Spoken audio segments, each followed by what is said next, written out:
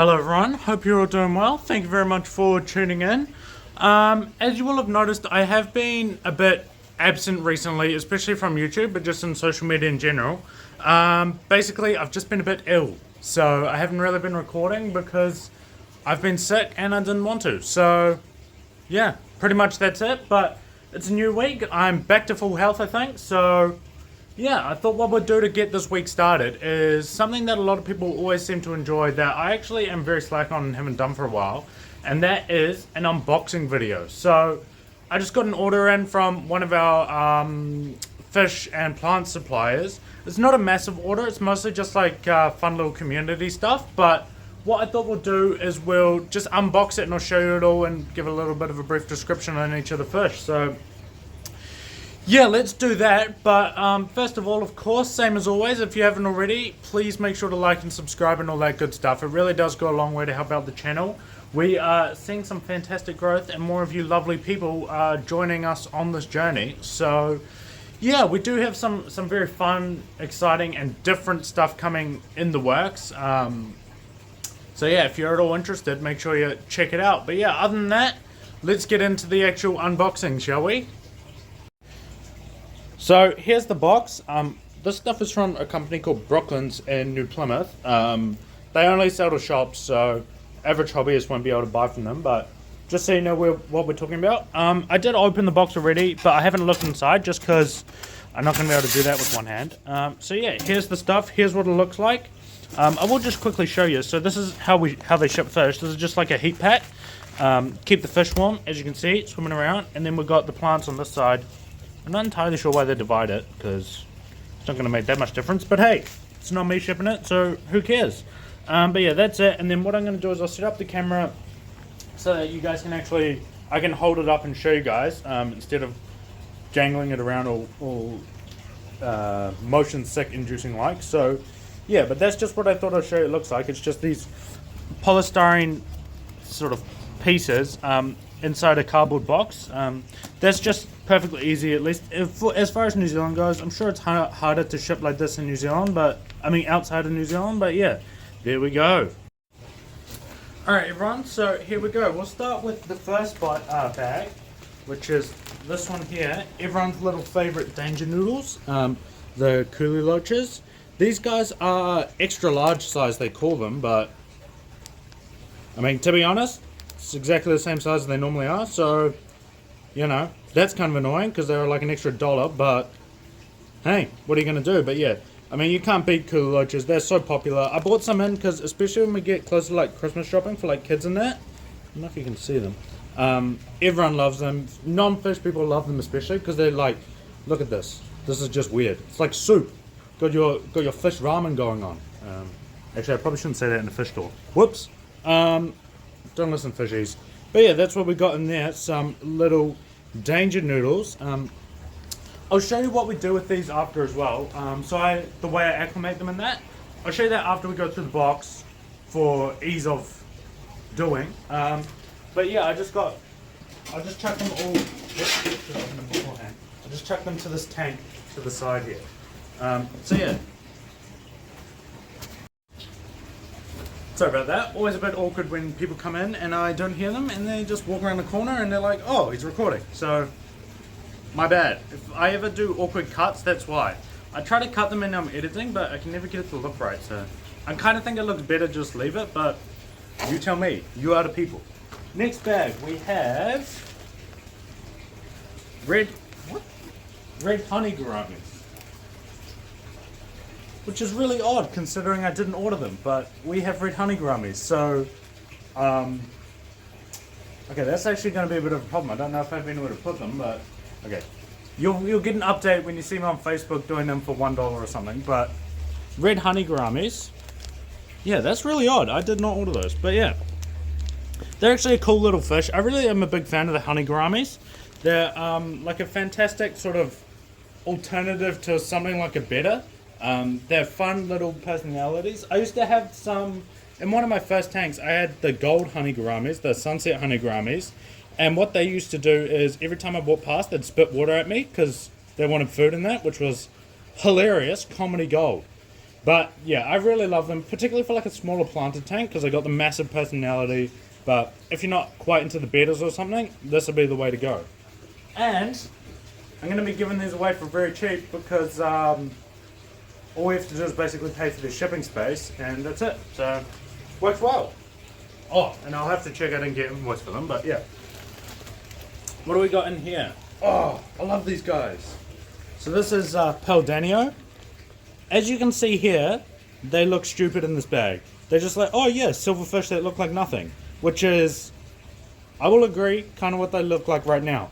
But, get them in your tank, give them a couple months, especially like a real dense planted tank.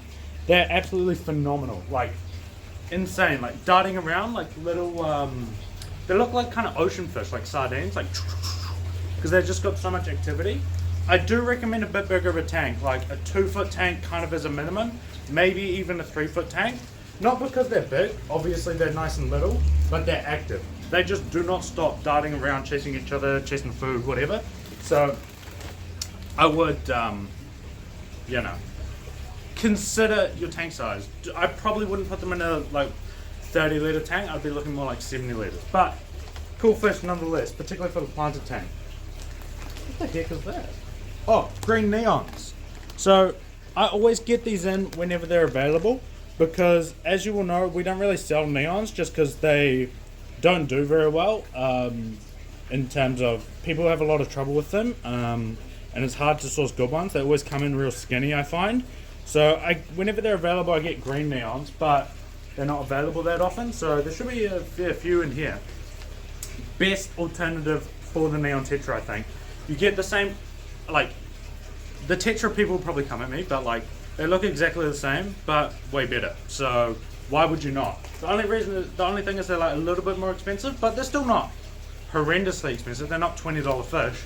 So I think they're well worth it. Instead of, you know, buying new neons every few months when yours die, get some green neons you can keep them forever. Basically, what do we got in here? More green neons? I will show you them because why not? They are a little bit small. That's the only concern. Well, not concern, but the only thing I'm like, oh, that's kind of annoying. Normally, pretty much the thing with any wholesale list is all the fish are smaller than they say they are. Because basically, well, I obviously have no idea. Ask people. But I'd imagine it's easier to sell a fish if you say it's 4 centimeters when it's 2 centimeters. Kind of annoying, but one of those industry things that kind of just seems to be accepted practice for no real reason. This bag we got just a bunch of assorted swordtails. So normally they just give me pineapples and reds, which I believe is what's happened here. Oh, there might be one Mickey Mouse or something, but yeah, the swordtails are great for a planted tank. They're fun, they're bright colors, they'll breed easily, so it makes them a good option, like for kids to have in that. So yeah, can't really go wrong with a good swordtail.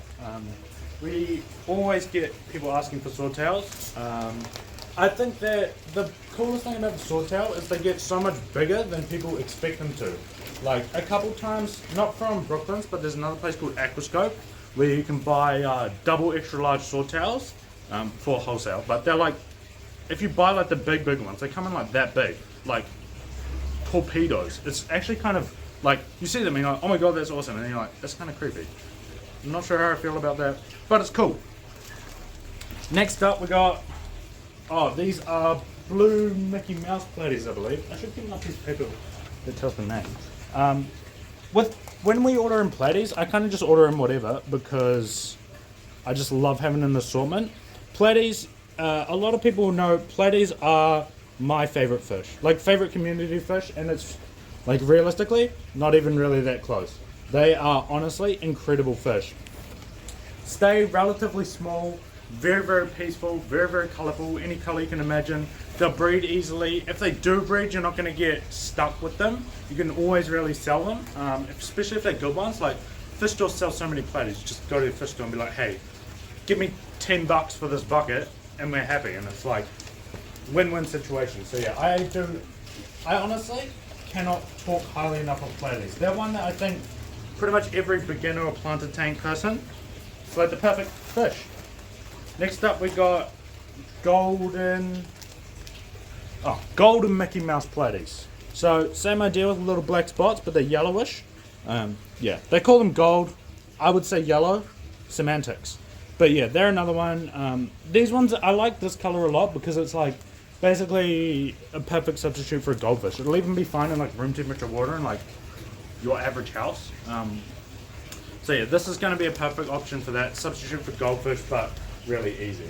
The other thing with platies that people don't really talk about is that they actually will nibble on algae. So what I'll do is, like, if I pull plants out of a tank around here that's like covered in algae or like got little filaments and stuff, I will take that plant, chuck it in the platy tank, like as I'm leaving work that day, come back in the morning and it'll be like clean, like completely clean. People are like, oh yeah, do bleach dip or something. I mean, you can, but just get a platy tank and chuck it in there, it'll be fine. Fantastic little, they're like proper like cleaner fish. I love it. What do we got next? We got red Mickey Mouse platies. So when I ordered, I didn't notice this, but I see I've just ordered different colors of Mickey Mouse, which is, I'm not going to complain, but it's similar. So yeah, we got the red Mickey Mouse platies there. These ones are definitely red. Oh, hell, these ones are orange. I hate it when they do that. All the colors are not quite right. Oh, I see there is one that does not look super happy. So we might get these into a tank quick as first. We'll give them a little minute to acclimate, of course, but yeah. So that, I believe, would be all the fish. Nope, I believe wrong. Tis not all the fish. What have we got in here? Oh, I forgot to order a bunch of goldfish. Getting into pond season. That's why. So I got a bunch of shabunkins. Look at that. I love the sharks. They're like, basically cooler koi. I'm not, like, koi suck. If you're in New Zealand, don't even think about koi. They're invasive, they kill all the native plants. They're just a bad idea. But shabunkins, you're, well within your rights to keep them, and look how cool they look. So why not? Hey, look at that guy, he's got a little mustache. Love me a good koi. Not koi, goldfish. You know what I mean. Alrighty. Oh yeah. These ones, kind of less exciting, they're just normal goldfish, so, whatever. But, yeah. I actually am just looking. I 100% forgot to clear a tank for them, so that's gonna suck. That'll be an hour of my life I'm not gonna get back, but hey, I've only got myself to blame. And then we got some plants. I don't really buy a ton of plants, as you know, but I did just buy some because there's some I buy because they transition fine from the immersed to submerged. Either that or that, like, there's different reasons we'll talk about. So this is, the trade name for this plant is Hygrophila blue. I don't know why, it is very obviously green, but in New Zealand apparently that's what we call them. Full disclosure, I'm not a plant guy, I'm a fish guy. So I know how to look after it, I'm not 100% what it's called. I believe, don't quote me, I believe it is Hygrophila coriambosa siamensis, but that's like from my limited understanding.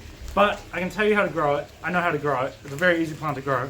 Pretty much put it in the tank and forget it's there, and you'll come back and it will have like exploded. So very good plant, very popular for beginners and stuff, but easy. And then next we've got so I buy that because I can't, it's easy to grow, but I can't grow enough because I can't grow every plant. So I can't grow enough in-house, but it does transition fine. I don't even find it really melts 99% of the time, so that's a good one there. Next up we got evidently a bunch of teeny tiny little cryptwenties. I buy these from the suppliers because basically what happens is no matter what, well, not no matter what, but there's a very, very high chance that crypts are going to melt regardless. So we may as well do them cheaper for you. If we're growing them ourselves, we'd have to charge more because they're bigger and stuff. But these guys, doesn't matter so much. Put them in, all the leaves die, get really sad, and then see little baby leaves popping out. They look beautiful. So that's a win-win situation. That is why we sell the potted cryptwenties.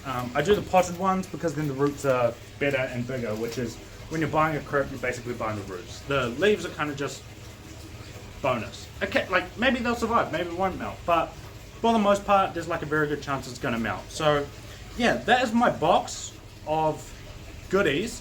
What we'll do now is I'll very quickly show you how we acclimate them and add them to a tank. So basically here they are. The bags are floating in there, and then there's some floating in here because we ran out of space. What we do is just the simple like plop and drop method. Basically, as I unpack them and check them all off my little list to make sure they actually send me everything I ordered in that, we will chuck them in here, and then I don't leave it too long. Basically, once I get to it, like once I've finished with the box, I will start taking them out and putting them actually in the tanks. So here's how we do it. So we got the sword tails here, just the assorted sword tails, and we have a bucket to catch the water, and this is my old net. This is like the oldest net I have, and what I did is like, I don't know if you can see, but pro tip, it's got a bit of a bend to hook it on, whoops, the edge of the bucket so it doesn't fall. Basically, what we just do is we chop the top off. I normally do like reusing the bags, but this is the thing, one thing I don't like about this particular supply is they use these metal rings that you can't really get off, so you have to cut the bags, so I can't reuse them, but please know, every other supplier I reuse all the bags. So we cut that off, get the scissors stuck on my thumb apparently, and then we just take this bag, dump it in there like that, and always make sure you get actually all of them out of the bag, and then we take them like this. Whoa, this is really hard to do, two-handed, and then we chuck them in like that, and evidently catch a snail. But yeah, that's kind of how we do it there. So now they are all in the tank. Sorry, I had it on my filming rig, on my little tripod, which was really hard to film, and I didn't think through. But yeah, there they are. So we'll give them a couple minutes to calm down. But yeah, that is kind of, I guess, how we add the fish to the tanks, how I go through my acclimation and that. So there is one more thing I wanted to kind of discuss about this video. And basically, that's obviously, you will notice that these are just going into the tanks in the shop, because that's what I've just shown you. But yeah, so there's a few reasons for that. Like, there is a big thing about quarantining fish and all that at the moment, particularly on like, you know, YouTube, Facebook, all the social media stuff. And I think that is a really good practice, and I definitely would. But yeah, you'll notice I don't quarantine these fish. So I kind of wanted to take a little minute at the end of the video, probably a few minutes to be fair, to kind of discuss why we don't. And so there's a few reasons for that. We are I am very particular about where I buy fish from. So in terms of the wholesale, imported fish that we buy, pretty much we only buy them from Brooklyn's, because there is, I find, quality issues in terms of both illness and, like general genetic quality and stuff, with a lot of, pretty much all the other providers. I'm not going to go into too much detail for obvious reasons, but I find that Brooklyn's are the only ones that really do healthy fish for the most part. But I mean, same with anything. So like, they don't, like, I don't buy every single fish. You'll notice there's massive holes in our, well, not holes, but massive areas in our selection of livestock that we just don't cover. So like a really obvious example might be something why can't I think of any examples? American cichlids. We don't really carry that many American cichlids. Some, but not a lot. Basically the reason for that is because, so I got this like data thing where I record incidences of illnesses and what is more likely than others to, like rummy-nosed tetras as well, don't carry them, they're always sick. They arrive and they're always covered in spots or fungus or something. So that's kind of my thought, is the things that cause problems, I just don't sell. Some shops will get them in and quarantine them and stuff, and then I just don't. The main reason for that is we're not a big shop, we don't really sell that many fish. African cichlids we do, but we buy them all off breeders, so that's a different kettle of fish. But like community type fish, we don't really, like this box here will probably last me a good month and a half, almost 2 months. We just don't really sell that many fish. It's not exactly our biggest priority or biggest focus of the business. And that's the other good thing, is pretty much things go into like a default quarantine. Like it would be very, like, I'm not gonna lie to you guys, it's very rare that I sell a fish that hasn't been sitting here for at least 2 weeks. That in these tanks, people look at them, but like, again, I don't sell that many fish. And again, with our business, we're kind of moving away from the retail space and focusing more on our service side, just for basically for no other reason. Like I very much love retail. I love talking to you guys, but I have family to feed. I got bills to pay, and quite frankly, retail doesn't cut it. So that's kind of what we're doing. So for the most part, our fish don't really sell that fast. So honestly, like this will get me hate, but like it doesn't matter. They're sitting here. And the other thing is we feed. I make a big point of feeding really good food. So yeah, we don't really get that much issues with illness, and that's kind of why I think why. The fact that by default fish stay here for a while, so they have time to like calm down and show any illnesses if there is an illness present, and also just really relying on good food. Like I know a lot of places will just feed like the Aqua One economy flakes or something, and it's like that's fine, whatever, their thing, do whatever they want. I can't tell them what to do. But for me, feeding like top quality food, I think makes a massive difference to like their long-term health and also their short-term strength. So that's kind of, I guess, answering a question that I know I'm going to get, and hopefully that makes a bit of sense to you. But that is one that I think is really important for you guys to ask questions about, because I do get asked questions about the whole quarantine situation a lot, and I answer them to everyone, but I kind of realized, I was like, I don't think I've made a video on it. Maybe I have, maybe I haven't. And to be honest, I'm probably going to do a separate video as well. But that kind of gives you guys a bit of an idea of like the thought process and stuff why. And then, the other thing I forgot to mention is if something does happen, if you get a fish and it gets there and it's sick or something, or it dies in like a day or something, like we'll either replace it or just like give you medication for free for it and like tell you about it. Like I don't like just say, oh yeah, your problem. Like we'll fix it. Obviously it depends on the exact situation how we fix it, but whatever the situation, we will fix it. And I think that's something that's really important, because I don't want you guys to get home and have fish that die and then hate fish keeping, because that would suck.